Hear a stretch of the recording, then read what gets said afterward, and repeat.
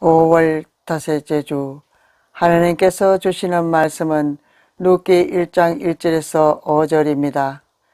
사사들이 치리하던 때에 그 땅에 흉년이 드니라. 유다 베들레헴의 한 사람이 그의 아내와 두 아들을 데리고 모압 지방에 가서 거류하였는데 그 사람의 이름은 엘리멜렉이요 그의 아내의 이름은 나오미요 그의 두 아들의 이름은 말론과 기론이니 유다 베들레헴 에브라 사람이더라. 그들이 모압 지방에 들어가서 거기 살더니 나오미의 남편 엘리멜렉이 죽고 나오미와 그의 두 아들이 남았으며 그들은 모압 여자 중에서 그들의 아내를 맞이하였는데 하나의 이름은 오르바요 하나의 이름은 룻이더라. 그들이 거기에 거주한 지 10년쯤에 말론과 기론 두 사람이 다 죽고 그 여인은 두 아들과 남편의 뒤에 남았더라. 아멘. 사람은 세상을 살아갈 때 무엇으로 사는지 의식주에 의존하며 살아가게 됩니다. 룻의 시어머니 나오미는 남편 고난, 자식 고난이라는 인생을 살면서 거쳐야 할 삶의 고난을 겪어보지도 못하였습니다. 남편의 죽음으로 끝을 맺는 미망인이 되고 자식까지 죽음으로 잃게 됩니다. 나오미는 인생에서 가장 큰 비중을 차지하는 죽음에 대한 추상적인 개념이 아니라 직접 죽음을 경험한 사람이었기에 고난이 무엇인지에 대해서 잘 아는 사람이기도 합니다. 인생의 기근이라는 고난이 왔을 때 우리는 보통 피하기만 합니다. 제가 나오미처럼 기근을 피하여 사모의 자리에 갔던 것처럼 내 인생을 기근이 피했더니 나오미와 룻과 오르바처럼 남편 잃은 가부가 되었더라는 것입니다. 교인들에게 대접받고 각광받는 교만해진 사모의 자리에서 한순간에 나락으로 떨어져 가부가 되어 나를 말하라고 불러달라는 나오미처럼 되었던 것입니다. 말하는 서다라는 뜻으로 인생의 고난으로 인해 선맛을 본 나오미와 룻 두 여인의 삶이 통달하였다는 것을 알 수 있습니다. 그래서 인생의 기근을 피할 수도 없고 설사 피했더라 하더라도 다른 방향으로 기근은 또 찾아온다는 것입니다. 고난을 피하면 피할수록 말하라 불려오게 됩니다.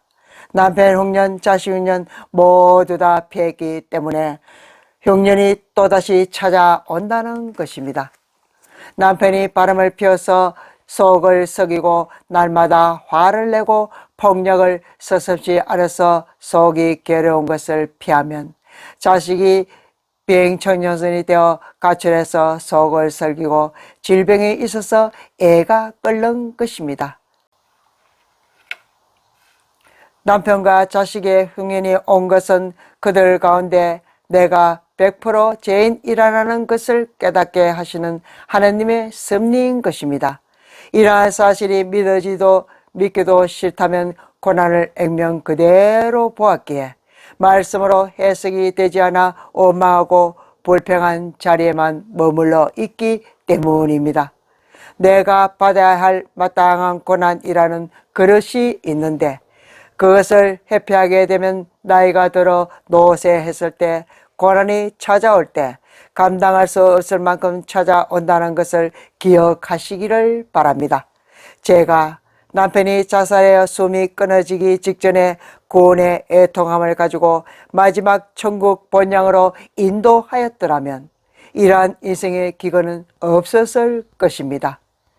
지금도 재혼하여서 새로운 남편에게 전 남편에게 하지 못한 구원의 애통함을 전할 수 있는 기회가 되었기에 인생의 기근을 피하지 않고 받아들이게 되었습니다. 지금의 남편은 말씀이 들리지 않아 고난이 도구인지도 모르고 상처가 별이 되어서 다른 사람을 살리는 약재료가 되는지도 모르는 것입니다. 이렇게 지금의 남편을 만났을 때에는 저는 세상에 잠시 머물러 있을 때였기에 그때는 쿵짝이 잘 맞았습니다. 그러나 지금은 예수님을 다시 만나고 믿음의 자리에 올라가려고 고난을 피하지 않고 노력하고 있습니다. 그렇기에 지금의 남편과는 믿음으로 대화할 수도 없고 또 과거의 고난을 왜 가지고 있어야 하냐며 이해하지 못하는 남편에게 저는 할 말이 없었습니다. 우리 부부에 대한 갈등을 가지고 한 번도 언론한 적이 없습니다. 서로 간에 다른 자식들이 있기에 자식 문제로 이야기를 나눌 수도 없고 서로 각자 알아서 자식들을 방치한 채로 놓아두었던 지난 날들을 회개합니다. 그래서 저는 과거의 자식들을 잘 돌보지 못한 채로 남겨진 남편 쪽에 있는 자식들을 위해서 기도하고 믿음의 반열에 들어오기를 간절히 소망하고 있습니다. 믿지 않는 사람과 재혼하면 이렇게나 힘이 듭니다. 재혼 그 자체도 서로 맞춰가면서 살아가기에 힘이 든데 믿음도 없는 사람과 불신 결혼을 하였기에 더더욱 고난이 극심하게 찾아오는 것을 몸소 체험하게 됩니다. 한국적 상황에서 룻기 1장은 흔히 뛰어난 효도에 전형적으로 이해되고 있습니다. 룻이 끝까지 시어머니 나오미를 따르기로 결심하고 실천한 것은 성경이 유교 못지않게 효도를 강조하는 예로 제시되기도 합니다. 그러나 본문은 룻이 시어머니 나오미를 따르기로 결정한 주된 이유가 시어머니에 대한 효심이라고 말하고 있는 것일까요? 또는 룻기 전체가 불합리한 가부장 제도 아래서 여성들이 겪는 숙명적인 고통과 슬픔 그리고 그 해결책을 모색하는 이야기일까요? 본문에서 저자는 과연 제도에 대한 비평이나 여성의 존재 양식에 대한 탐구를 목적으로 하는가를 생각해 보아야 합니다. 이와 같은 해석적 질문에 답하기 위해 룻기 1장을 포함한 룻기 전체가 고대 문학성을 가진 역사적 작품으로서 구서사적 정경적 관점에서 읽혀야 함을 확인할 필요가 있습니다. 룻기 1장을 읽는 가장 적절하고 주도적인 해석의 틀은 구서사적 해석입니다. 룻기는 인간 제도의 비평이나 여성적 삶의 비극성을 제시하기보다는 구속의 역사를 주로 기술하고 있습니다. 룻기 전체의 메시아적 전망은 개인의 운명이나 가문의 혈통 개성을 뛰어넘습니다. 그래서 구약 구소사의 정점인 다윗의 족보를 내다보고 있다는 것입니다. 이렇게 룻기 1장의 내용은 룻기뿐만 아니라 신구약 전체를 아우르는 구소사 안에 견고하게 자리 잡고 있습니다. 따라서 1장에 나타난 룻의 선택은 궁극적으로 효심의 반려나 실존적 결단이라기보다는 믿음의 결단입니다. 이스라엘 백성의 배도에 대한 하느님의 징계가 사사기에서는 주로 외세 진액과 억압의 형태로 나타나지만 본문에서는 흉년과 기근의 형태로 나타납니다. 이에 따라 사사시대의 구원은 하나님이 보내신 사사들을 통해 이루어지나 룻기의 구원은 하나님이 긍휼히 여기셔서 흉년을 거치게 하는 일로 나타납니다. 인생에 있어서 기근이나 흉년이 올 때도 있지만 반드시 그 끝도 있다는 것입니다. 그러므로 잘 참고 인내하면 마침내 하나님의 뜻을 깨닫고 징계의 범주 안에서의 고난을 맞이하는 태도가 달라진다는 것입니다. 이와 같이 양식의 공급을 약속의 땅에 임한 하나님의 돌보심으로 이해할 수 있기 때문에 가나안 땅에 임한 흉년은 하나님의 언약적 징계로 해석되어야 합니다. 엘리멜렉 가정이 모압 지방에서 체류하게 된 사실을 저자는 거루 체제 그리고 거주란 말로 표현합니다. 이러한 점천적인 표현 방식은 두 아들의 이방 결혼과 더불어 그들이 점차 이방의 삶에 동화되어 가고 있음을 보여줍니다. 그들은 잠시 동안 흉년이라는 역경을 피하려는 의도로 이주를 결정했지만 뜻대로 귀환하지 못한 채 불행으로 점철된 10년의 세월이 흘러갑니다. 하나님의 인도를 따라 나그네로 살아간 족장들과 달리 이들은 하나님의 뜻에 반하여 모압으로 이주한 결과 징계를 경험하게 됩니다. 나오미가 모압으로 이주한 후에 겪은 가정적 불행은 남편의 죽음으로 시작되어 두 아들의 죽음으로 절정에 이릅니다. 남편이 죽은 것도 애통한데 자식까지 죽었으니 얼마나 가슴이 무너져 내렸을까요? 나오미의 가정에 닥친 연속적 재앙은 약속의 땅을 떠난 가정에 대한 하나님의 경고로 이해할 수 있을 것입니다. 나오미는 분명히 그렇게 이해하고 있었고, 이러한 이해는 저자의 간접적인 평가이기도 합니다. 이방에서 거듭되는 재앙을 통하여 하나님의 징계를 경험한 나오미에게 과연 희망이 있을까요? 여기에서 등장인물들의 이름이 자세히 소개된 것도 주목할 만한 합니다. 이들의 이름은 결과적으로 그들이 이미 경험한 일과 앞으로 겪게 될 일을 암시하고 평가하는 기능을 가진다는 것입니다. 엘리멜렉이라는 이름의 뜻은 나의 하나님은 왕이시다 라는 뜻을 가지고 모압의 이주에 대한 간접적 비평으로, 그리고 나오미는 유쾌함이라는 뜻을 가졌으며 서지선 불행에 대한 역설적인 반응으로 활용되며, 두 아들의 부정적인 일은 즉 말로는 약함과 귀로는 쇠약함이라는 뜻으로 그들의 때 이런 죽음을 암시하는 듯 합니다. 두 면의 이름은 그 의미가 분명하지 않습니다. 그럼에도 이방 여인 룻은 믿음으로 이스라엘 백성의 일원으로 나아가서 메시아의 조상으로 확고하게 자리 잡고 있습니다. 그러나 지금은 나오미와 두 며느리가 위기에 처해 있습니다. 그들은 이 위기를 어떻게 극복해 나갈 것인가, 그것이 중요한 주안점이 됩니다. 사람은 위기에 강한 족속입니다. 심지어는 위기를 기회로 만들어서 적응하며 사는 것이 인간입니다. 비록 지금은 나오미가 남편도 잃고 자식도 잃었다는 사실이 너무나도 힘들지만, 나오미는 시간이 지나고 자신의 내면에 비움이라는 미학을 맞아들입니다. 자신이 살던 곳으로 다시 돌아갈 결심을 할 때에 그때부터 나오미의 가정사에 남은 비극을 사람들이 알고 수군대고 비난할 것이라는 사실을 마음에 새기고 준비하고 있었던 듯 합니다. 그래서 나오미는 자신을 사람들에게 말하라고 부르라고 자신의 사정을 미리 인정하고 시인하였습니다.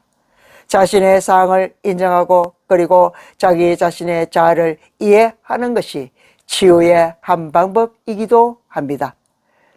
실제로 속에서 꽁꽁 숨겨도 마치 철장에 갇힌 듯이 자신을 방어하는 사람들도 있습니다.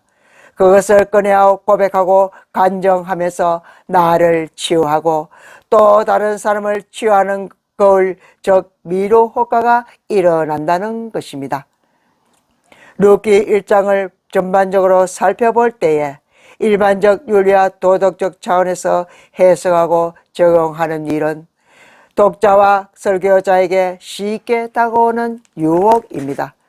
그러나 일견자명해 보이는 이 해석 방법은 본문의 메시지를 개인적 효도나 충직함 또는 제도적인 개혁의 테두리 안에 가두둠으로써 본문을 크게 제한하거나 오해하게 만든다는 것입니다.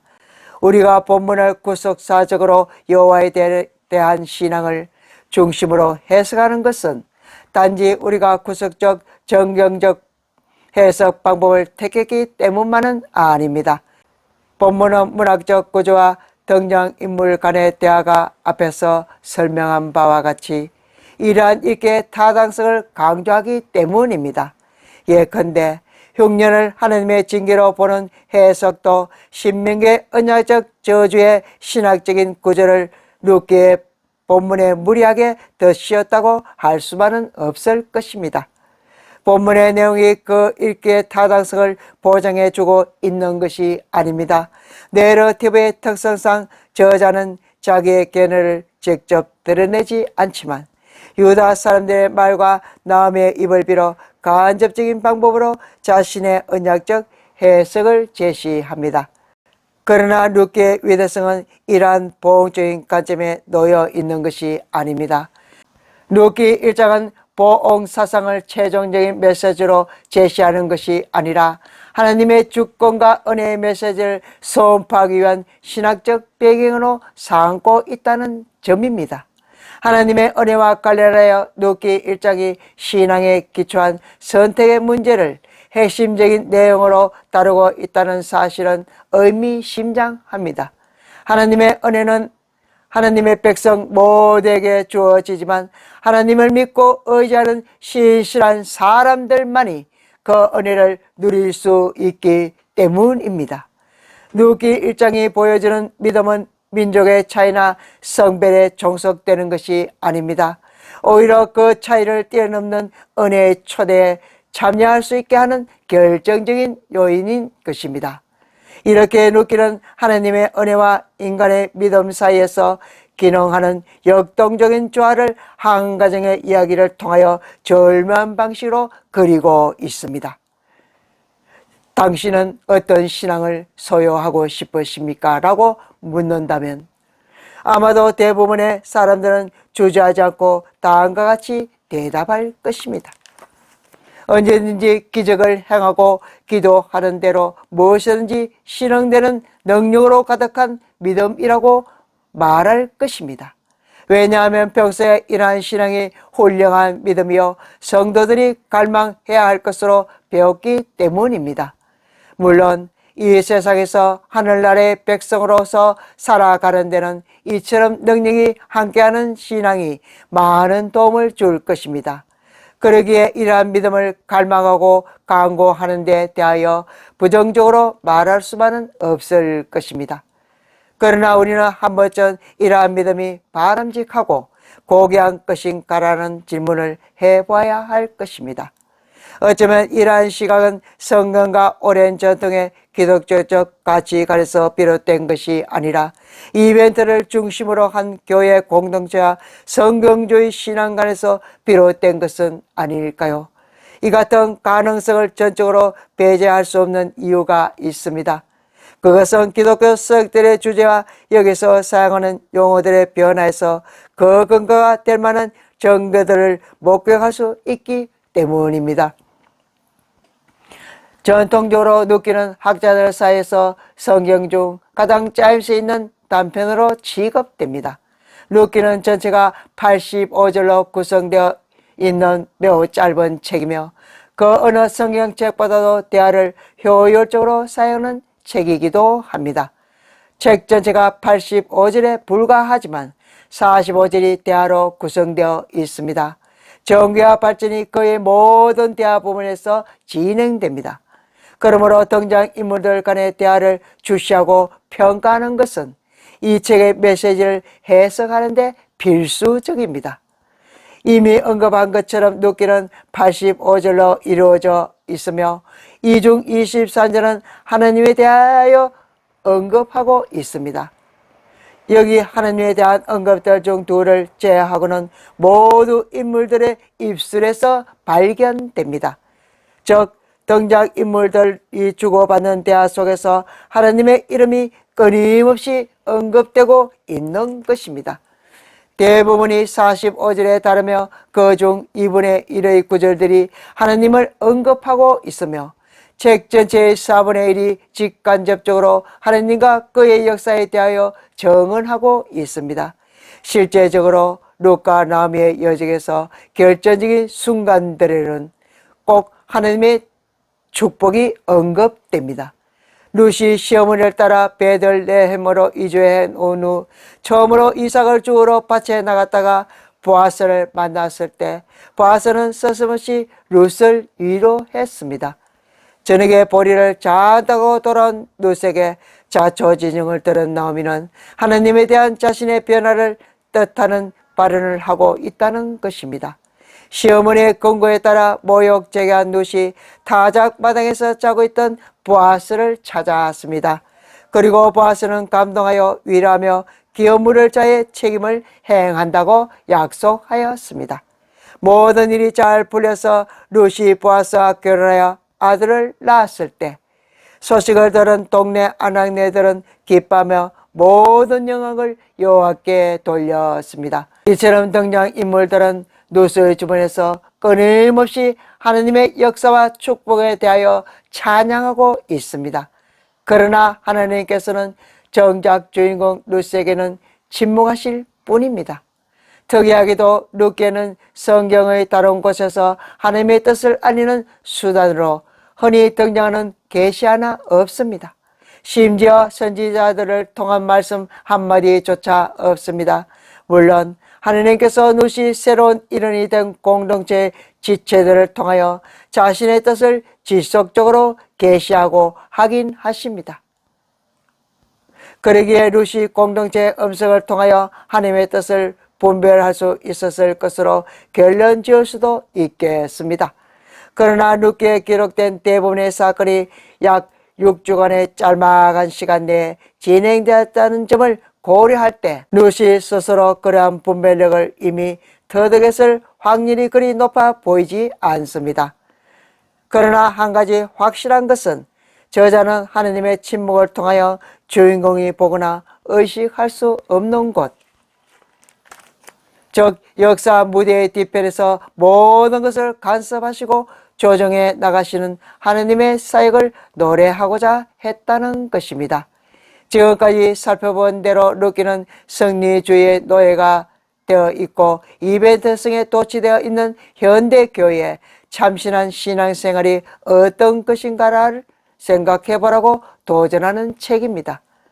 이적과 능력으로 벅적거리는 신앙생활보다는 거듭되는 실패와 지속적으로 하나님의 침묵에도 좌절하지 않아야 합니다. 그리고 그분의 선하심을 믿고 신뢰하는 것이야말로 모든 성도들이 갈망해야 할 진정한 믿음이라는 것입니다.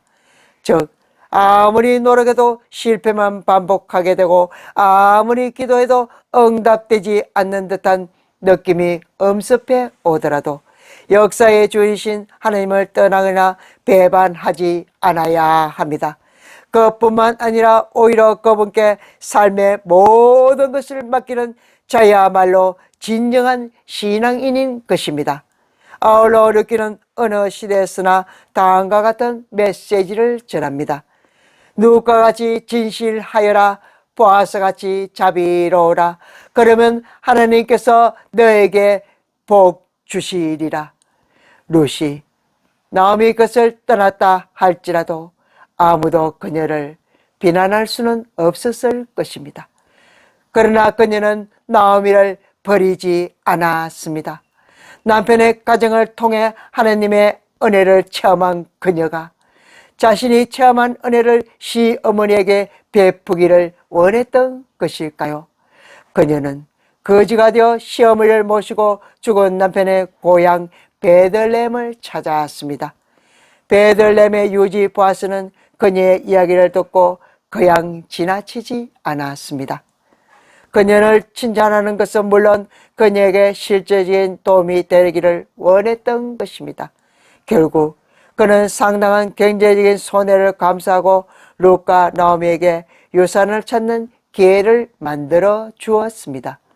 이 모든 것을 지켜보시던 하나님께서는 이들에게 복을 주셨습니다. 룻과 보아스의 공통점은 둘 다 베푸는 자들이었다는 것입니다. 룻은 시어머니인 나오미에게 헤세드를 베풀었으며 보아스는 과부가 된 룻과 나오미에게 헤세드를 베풀었습니다. 하나님께서 이들에게 헤세드를 베푸셨습니다. 여호와께서 남을 비하하고 자비 베푸기를 주저하지 않는 자들에게 더 큰 자비를 베푸신 것입니다. 룻기를 통하여 하나님께서는 그를 사랑하는 공동체가 어떤 자세로 서로를 바라보며 어떻게 서로를 도우며 살아가야 하는가를 가르쳐 주시고 계십니다. 우리도 서로에게 자비를 베푸십시다. 룻과 같이 사랑하고 보아스같이 인애합시다. 그리하면 하나님께서 우리 모두에게 복 주실 것입니다. 기도하겠습니다. 인내하신 사랑의 주님, 나아미와 룻과 같은 과부의 인생을 홀로 살아가게 하신 하나님 감사드립니다.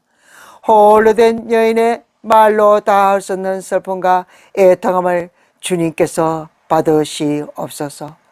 총량할 수 없는 그 크신 하나님의 사랑에 말로 다 할 수 없이 우리는 하나님을 경배하며 찬양합니다. 남편이 죽고 자식이 죽은 나오미는 철저히 하느님 앞에서 죽었습니다. 말하라 불러라고 한 그 순간에 자신의 마음에 무덤을 만들고 그 즉시 죽어 싸우니 또다시 죄가 다가온다면 나는 주님 앞에서 철저하게 매달리고 발기질 당해도 주 앞에서 나의 마음을 죽이고 죽이겠나이다. 주님, 참으로 주님을 사랑하는 자들에게 슬픔을 거두어 주시지 않으신다면 그 슬픔을 감당할 수 있는 그릇으로 만들어 주시기를 간절히 원하고 원하옵나이다. 애통해하고 슬퍼할 그 순간에 주님께서는 떠나지 않으시고 그 자리에서 십자가 고난의 사랑을 보여주신 우리의 고난의 승리자 되시는 예수님 이름 받들어 기도 올려드리옵나이다. 아멘.